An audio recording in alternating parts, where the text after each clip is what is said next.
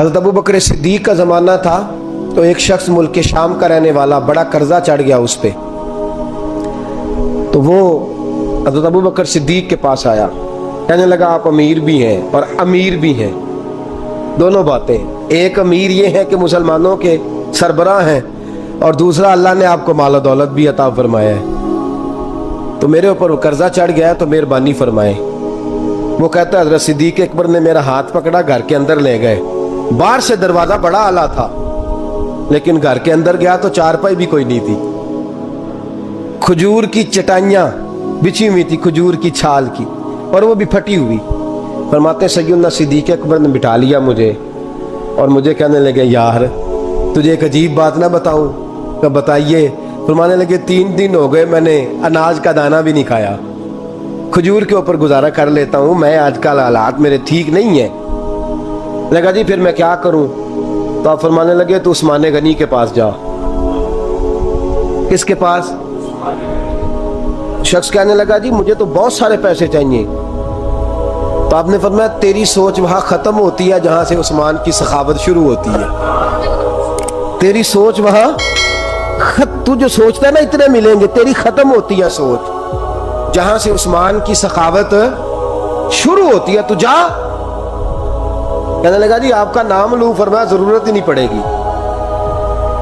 अजी मैं जिक्र करूंगा कि मुझे अमीरुल मोमिनीन ने भेजा है। फरमाया जरूरत है, सिर्फ इतना तू जाके बताना कि मैं मकरूज हूं और रसूलुल्लाह का नौकर हूं सल्लल्लाहु अलैहि, इतना बताना कि मुसलमान हूं, मुस्तफ़ा का गुलाम, बस, और किसी इजाफे की जरूरत। कहा जी वो दलील मांगेंगे। फरमाया उस्मान खैरात करते तफ्तीशें नहीं करता, उस्मान अल्लाह की राह में देते हुए तफ्तीशें 10 रुपए देना और 100 बात सुनाना फकीर को, तुक तो नहीं ना? 10 रुपए और 100 किस्म के ताने ना दे तू मियाँ, चश्म पोशी कर जा।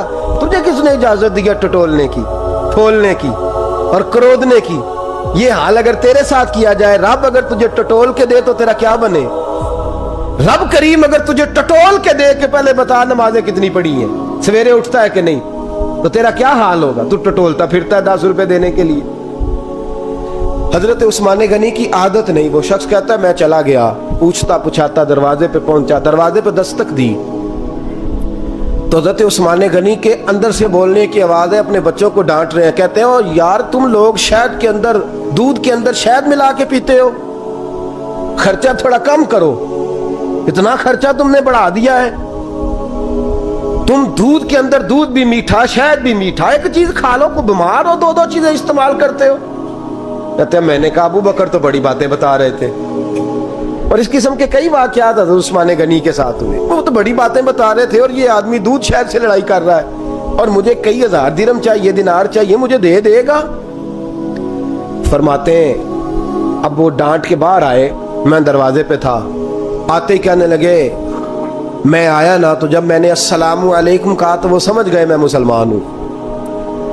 कहते हैं वालेकुम कहा तो पहला जुमला उन्होंने जो बोला वो उनके बड़ेपन का मुजाहरा था। कहने लगे बच्चों को एक बात समझानी थी, आने में मुझे 1.5-2 मिनट लग गए, तू दरवाजे पे खड़ा रहा, मुझे माफ कर देना। बड़े लोगों की बड़ी बातें, बड़े लोगों की बड़ी बातें, इतना बड़ा कद है उतना बड़ा इखलाक है। कहने लगे तुझे एक बात बच्चों से करने लग गया था, तुझे इंतजार करना पड़ा, जरा दरगुजर करना। कहते हैं फिर उन्होंने दरवाजा खोला, जो उस वक्त उनका माहौल था हवेली का, ड्राइंग रूम का, जो भी, मुझे बिठाया। कहते हैं मेरे लिए जो पहली चीज आई वो दूध के अंदर शहद डाल के वो लाए। कहते हैं मेरे दिल में ख्याल आया घर में झगड़ा कर रहे थे, मुझे पिलाया, उसके बाद खजूरों का हलवा आ गया। कहते हैं मैंने कहा बच्चों को कह रहे थे एक मीठी चीज इस्तेमाल करो, मेरे लिए 3-3 आ गई है, 3-3 आ गई। अजीब शख्स है। कहते हैं मैं, लेकिन अभी मेरा तसव्वुर जमा नहीं। मैंने कहा इतना तगड़ा नहीं जितना हज़रत अबू बकर ने बताया है। कहते हैं खिला पिला के ना फिर पूछने लगे कैसे आए हो, कैसे आए हो? तो कहते हैं मैंने कहा कि जनाब मैं मजबूर हूं। आज बहुत सारे लोग हैं ना जिनके पास किसी की बात सुनने का टाइम ही नहीं। कहते मोटी मोटी बात करें, आखिरी आखिरी। हजरत उस्मान गनी पूरी खिला पिला के कहने लगे कैसे आना हुआ? कहते मैंने कहा जी मैं मुसलमान हूँ, मुल्क के शाम के मुज़ाफ़ात के एक गांव का रहने वाला हूँ। کچھ کاروباری مشکلات آئیں تو میں مقروض ہو گیا، میرے اوپر قرضہ ہے، مجھے کچھ پیسوں کی حاجت ہے۔ فرمانے لگے میں نے کچھ پیسے کہا، انہوں نے ایک آواز دی تو ان کا غلام آیا ایک اونٹ کے اوپر لدا ہوا سامان لے کے۔ کس کے اوپر؟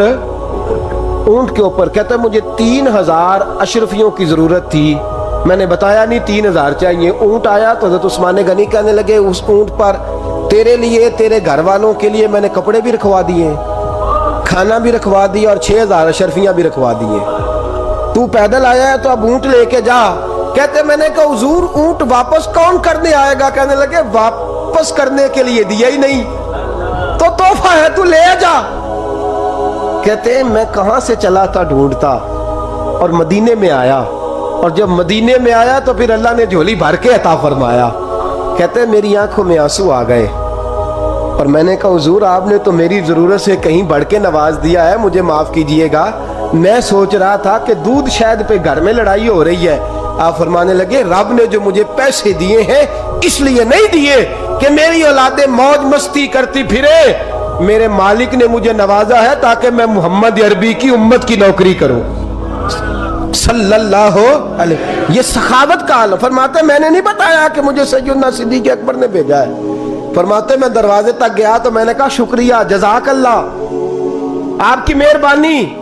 تو مسکرا کے فرمانے لگے میرا شکریہ ادا نہ کر، ابو بکر صدیق کا کر، میرا نہ شکریہ ادا کر، شکریہ ابو بکر صدیق کا جس نے تجھے یہ رستہ دکھایا ہے۔ فرماتے میں نے کہا حضور آپ فرمایا جاؤ جاؤ جاؤ تمہارا کام ہو گیا نا، تفصیلات میں نہ جاؤ۔ یہ شان سخاوت سیدنا عثمان غنی رضی اللہ تعالیٰ عنہ کی، اور میں بیان کر چکا۔